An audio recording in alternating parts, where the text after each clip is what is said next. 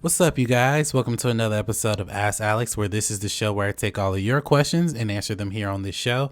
I'm your host, Alex Hampton, and today we have a jam-packed show for you guys today. A lot of crazy things to talk about, and I've just got a new microphone. If you watched my last episode, I had the microphone right here, but now I was able to get a stand, so I was able to upgrade my equipment and sound more efficient and more better towards you guys. You don't hear that echo, thank God.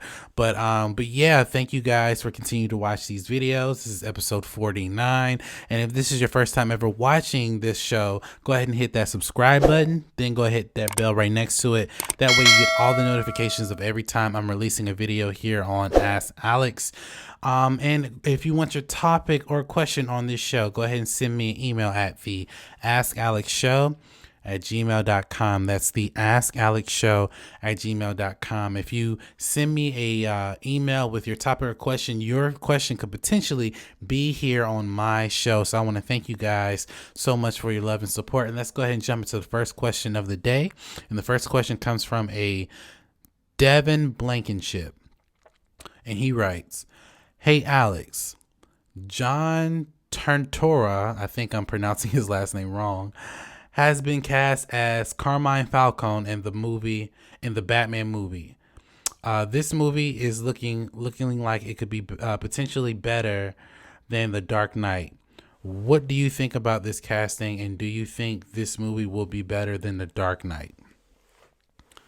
Well, thank you for your question, Devin. I'm going to be honest with you. This could potentially be the best Batman movie we've ever seen. I mean, the cast is stacked. You got really good cast members. You got Robin Pattinson. You got names escaping me. You got they just escaped me. But a lot of other cool people that are part of this cast. You got Matt Reeves directing this movie. So I mean, this could potentially be the best Batman movie ever. But I want to point out to you guys is that just because you have a great cast doesn't necessarily mean it's going to be a great movie. I am kind of sold on Pattinson being Batman now. I wasn't sold on it before, but I am kind of sold on it as of right now. But I will say this. I am very interested to see how Matt Reeves is going to take this story. It seems like we're looking at a linear story where Batman has probably been doing this for maybe 2 or 3 years, and he's taken on his rogues gallery, whether it's Riddler, Two-Face, and all these other great stuff. So far, we have Riddler and Catwoman and Falcone. So there could be potentially another villain or more villains for this movie. Again, this could potentially be the best Batman movie we've ever seen. So I'm very interested to see where they're going to take it. The Dark Knight is a hard feat. I really like The Dark Knight. The only failing thing about The Dark Knight is the fight scenes. But for the most part, I really did enjoy The Dark Knight for what it is. So thank you for your question, Devin. Let's go ahead and jump into the next question, which comes from a Nathan Reeves. And he writes, "Hey Alex, did you think that the Joker movie would ever hit $1 billion? And did you think that WB would greenlight a sequel?" Well, thank you for your question, Nathan. So what Nathan's referring to, literally the last week, the Joker movie hit over $1 billion, and it was just announced that the Joker will be getting a sequel to the original movie. Now, this report is coming out of Variety and Deadline. Well, more so Variety and THR. Deadline is actually saying that there isn't a sequel being made. But my thing is that, to your question, Nathan, I was kind of surprised that it did hit $1 billion. I did enjoy the movie. My only issue with this movie, it just should have been a one-off. But like the movie is I don't consider it a comic book movie. I feel as though it should have just been one singular movie outside of the DCEU where it doesn't connect, and I loved it for what it was. Now that you're making a sequel of it, it could potentially become more of a comic book movie where you have to now introduce certain lores to make the character a little bit more viable. And for me, I enjoyed the story for what it was. We basically saw an origin of a man going crazy, and it ended on a note where you could potentially do a sequel. But the problem with that is that, like I said, this movie was designed to be just one movie, and in Hollywood, money talks. So if this movie hits $1 billion, they're definitely going to think about making a sequel to that movie. Now, Warner Brothers has not confirmed that it will be a sequel, but the major trades so far are confirming that a sequel is being made. Personally, I don't want a sequel. I think it was a perfect beginning and end to the first movie, but at the same time, I understand that this is a business, and if this movie was only $50 million to make and we made $1 billion, then there's going to be potential talks to make another movie of this. But what do you guys think? Jump into the comment section below and tell me your thoughts. Do you think that Joker should get a second movie? And did you guys think it would hit $1 billion? Go ahead and jump into the comment section and let me know what your thoughts are. So let's go ahead and jump into the next question, which comes from a Kate Newberry. And she writes, "Hey Alex, what are your thoughts about the new Charlie's Angels movie? I saw it last week and I loved it, but I noticed a lot of people did not like this film. Do you think that the franchise is dead?" Well, thank you for your question, Kate. So I have not seen the movie, but I have seen the trailers for the movie. And I'm just going to be honest with you. I'm actually going to take you back in time. Before there was ever a rendition of a new Charlie's Angels movie, after the previous two Charlie's Angels movie that came out with Cameron Diaz and their cast, there was a Charlie's Angels TV show that was being broadcast on ABC. Due to ratings, it was canceled very fast. Like, I only saw and heard about maybe 2 episodes being aired. I'm not sure if they ordered a full season of it, and I'm definitely not sure if they did even half of a season. All I know is that by the time they announced a TV show for that series, they canceled it. So there's that.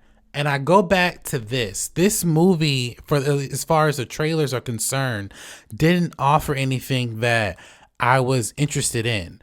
You're watching 3 women basically kick ass. And personally, that's cool, but I didn't really need to see that. I mean, this movie is not showing us as the viewer anything different. When I look at Captain Marvel or the women of Wakanda, we're watching them kick ass and do other things that appeal our interest. It's not necessarily the fact that they're comic book movies, but they're doing other things to appeal our interest. This particular rendition of Charlie's Angels doesn't seem like, to me, they're offering anything different from the original movies. Not the 80s movies, but the early 2000s movies. Like, what's really the difference? And again, I haven't seen the movie, so I can't judge it, but judging by the trailers don't look any different than the early 2000 movies that came out. So for me, that's why I wasn't interested in it. And I can see there's certain people who've seen the movie who kind of feel the same way. They also say that, this movie felt like it didn't necessarily fit the narrative of where it was trying to go. So again, I have not seen the movie, so I can't judge it 100%. But what I can say is that I personally did not like the trailers. I did not like the marketing. And again, it didn't seem like it was offering anything for me to want to go pay money to go see it. If it comes out on Redbox or on Netflix, I'll definitely watch it. But as far as me going to go pay to go see it, that's not happening anytime soon. So thank you for your question. What do you guys think? Do you guys think that the franchise is dead? Do you guys think it's a viable thing? To be honest with you, I didn't answer that question. Do I think it's dead? I think it's dead. Unless you figure out a way to revamp it, I think it's dead. But what do you guys think? Drop a comment down below and let me know your thoughts. So let's go ahead and jump into the next question, the final question of today's show, which comes from Megan Wright. And she writes, "Hey Alex, how much money do you need to have a professional YouTube channel?" Okay, well, thank you for your question, Megan. Well, it really depends on what you're using. Um, like I recently just got this microphone, and this microphone is $100 and maybe $30 on like Amazon, or if you were to go like the Best Buy, it's probably the same price. Um, like I can tell you right now, my production value for YouTube is anywhere in the ballpark from $3,500 to $4,000. And that's just, and the bulk of that is my computer and my camera and some of the accessories I have attached to my camera. My green screen and lights, you can buy those for about $100 altogether. Again, you can buy this Blue Yeti microphone for about $140. This stand that I got for it was about $12 plus tax, and then this table was about another $20. So again, it depends on the person. I've always told people you can start YouTube with your phone, and then gradually evolve from there. I've always said, though, you don't want to use your phone that much. You definitely want to use a camera at some point in your YouTube career. So it definitely depends on you. You don't necessarily need to spend that much money that I've spent, but I've spent this money because I want to use this equipment more than just for YouTube. This is more than just for me using for YouTube. I want to do voiceovers. I want to do a whole lot of different other things as well. So for me, there's a lot of things that I have going on. That's why I spend that much money on the equipment, not just for YouTube purposes. So thank you for your question, Megan. And that will wrap our show today, guys. Thank you guys for watching this jam-packed episode of Ask Alex. Please like, comment, and subscribe to my YouTube channel where you get all the updates of every time I'm releasing a video here on Momentum Media. And also, if you want to be a supporter here on Momentum Media, all you have to do is go to our Patreon page at patreon.com/Momentum Media. Every dollar you donate helps us put out great content. And by the way, if you haven't already, go check out this little short I put together. It's me becoming the last airbender. I had so much fun making it. It was such a fun thing for me to do, just exercising my film knowledge and I guess my film qualities as well. So go ahead and check that out. That's right there on my channel. So once again, thank you guys so much for watching this video. And as always, you have a blessed day.